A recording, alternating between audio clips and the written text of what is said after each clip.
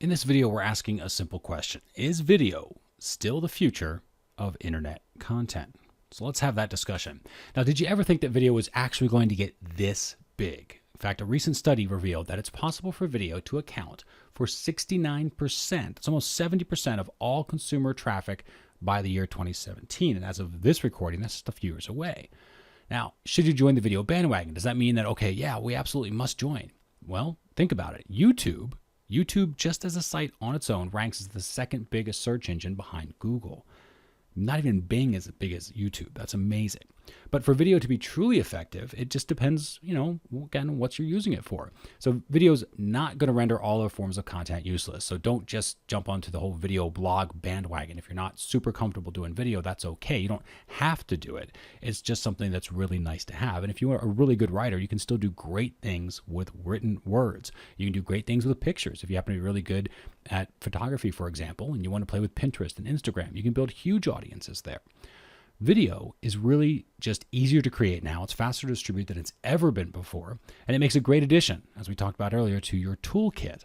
And of course, coupled with the knowledge of when and where to use it, you can actually leverage video and hopefully expand the results that you're currently getting right now. So let's talk about that. When and where do you use videos? So the very first thing that we would recommend is using videos if you aren't already to increase conversion rates. And you can do this with simple videos like explainer videos. Now, this particular video that you're watching is sort of like an explainer video where you just spend a few minutes and you're talking about a particular topic and you're explaining something to people. Now, this could be your own product or service. It could be how to opt into an opt-in form. It could be how to use your particular product or service, or welcome to your membership site. There's lots of different things that you can do.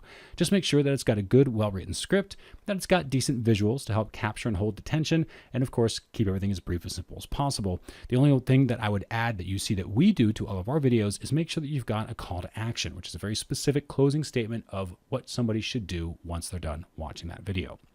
Now, number 2 here, using video to improve customer service. This is actually something fairly new. You've seen or may have heard of Amazon's Mayday. It's a perfect example. If you happen to have an Amazon tablet like a Kindle Fire, and I believe it's the Kindle Fire that does this, you can actually, if you need help, you hit the little Mayday button and a live operator pops up so you can have a video chat and ask them about whatever particular topic it is that you're having some issues with. This is amazing. Now, Google recently announced Hangout buttons.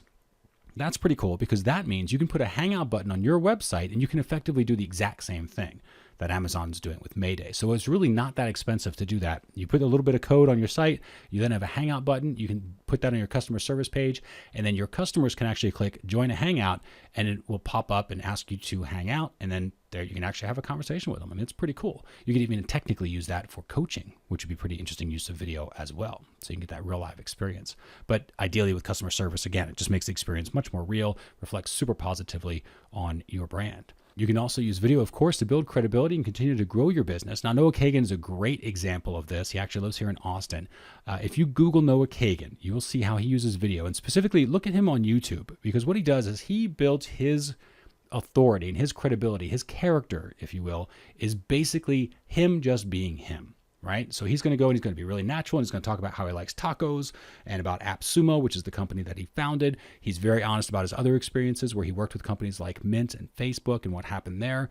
And it's fascinating to watch him in these videos, and you really connect with him because he's talking to you as a person. He's very real himself, super authentic, and yet the information that he's sharing is useful, and especially about validating ideas. So validating your business idea, which we won't get into here, but Google Noah, because then you'll see what I'm talking about on those videos. And he's got this incredible personality that really, it's a little polarizing. Like you may just completely hate him, but probably not. He's genuinely a super nice guy, and watching his videos, most people connect with him pretty well. I know we do. So why is video growing so much? So the biggest reason is because more devices support it. That really is it. There's more smartphones out there, more broadband access to those smartphones, therefore more video, because it's just easier to travel around now. So does that mean you should add video to your marketing tool set? Absolutely. If you are not thinking about it, or if you haven't thought about it, or you've been postponing the idea of video, it is not that hard. It requires some screen capturing software. There's lots of those out there. And it requires something as simple as creating a PowerPoint presentation, which really is all this is. this. We're just got some screen recording software. We created PowerPoints off of our blog posts that we write, and then we record videos and we help to produce those because we know that there are some people who just prefer video. They may never see our particular blog site, right? Our blog post that video is about, but they are still consuming the content. So we want to be there to help them out. So here's your seriously simple marketing hack. You want to take your smartphone, and we're just going to practice video for a little bit. So take your smartphone, set it up, just shoot a video.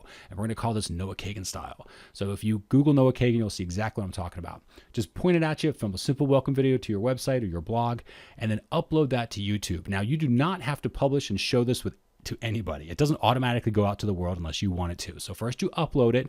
You can make it a private link. But the whole goal here is to get you a little taste of video. Just get a little used to video, how it looks like, things like holding your camera horizontal versus vertical, and maybe a little bit of editing software if you want to play with it. Of course, you don't have to. You can pay people to do that for you as well if you're not comfortable with it. And at the end of the day, if you're truly, truly not comfortable on camera, then just create PowerPoint presentations. Do a quick little screen recording like we're doing here. You can use a program like Jing that will actually do it for free. It's JING.com. Actually, I believe it's TechSmith.com, but the program is called Jing. But then you can join that and create a little video, upload it to YouTube, and at least practice that concept. Again, you don't have to share it with anybody. You don't have to tell anybody you did it. You don't have to even have a single viewer to it, but at least you practiced it. You took some action and you got used to video, or at least the idea of video. Hopefully this whole thing was helpful for you. If it got your mind jogging a little bit, or maybe encouraged you to take a look at video or to take another look at video, hopefully it did. If it did and you feel this information is valuable, please help us spread the word by sharing us on Facebook, Twitter, Google+, LinkedIn, whichever is your favorite social media. And of course, if you haven't already, please take a second to visit us at SeriouslySimpleMarketing.com. Lots of fun stuff over there to help you grow your business when it comes to becoming a better digital marketer. Thanks again for watching this video, and we'll see you on the next one.